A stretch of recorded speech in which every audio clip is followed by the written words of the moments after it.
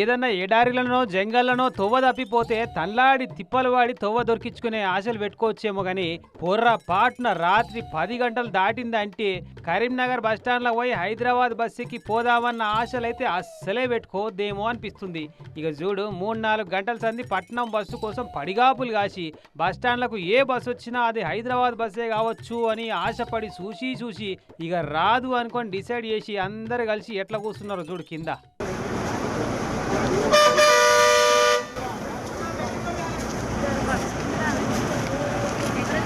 మరి ఇంతకు బస్సులు ఏమైనా వస్తాయా రావా, ఏమైనా ప్రత్యామ్నాయ ఏర్పాట్లు ఏమైనా చేస్తారా లేదా సారు అని కుర్చీలు వేసుకొని తమాషా చూస్తున్న అధికారులను అడిగితే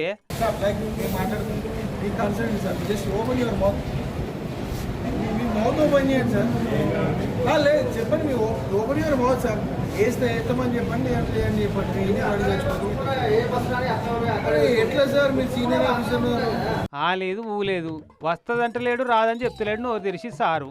ఆదివారం రాత్రి జరిగిన కథ ఇది. ఈ ఒక్క వారమే కాదట, ప్రతి వీకెండ్ల పట్నం బస్సుల పరిస్థితి ఇదేనట. మరి ఆర్టీసీ బస్సులు కూడా వీకెండ్ వచ్చిందని రెస్ట్ గిట్లా తీసుకుంటున్నాయా, తువ్వ మర్చిపోయి వేరే దిక్కేటన్నా పోతున్నాయా? వీకెండ్ వస్తే సిటీకి వెళ్ళి వచ్చిపోయే బస్సులకు ఎంత డిమాండ్ ఉంటుందో ఎరుకున్నదేనా. ఓ 4-5 బస్సులు ఎక్కువ తిప్పితే అటు ప్యాసింజర్లకు పరిశాన్ ఉండదు, ఇటు ఆర్టీసీకి 4 రూపాయలు మిగులుతాయి కదా.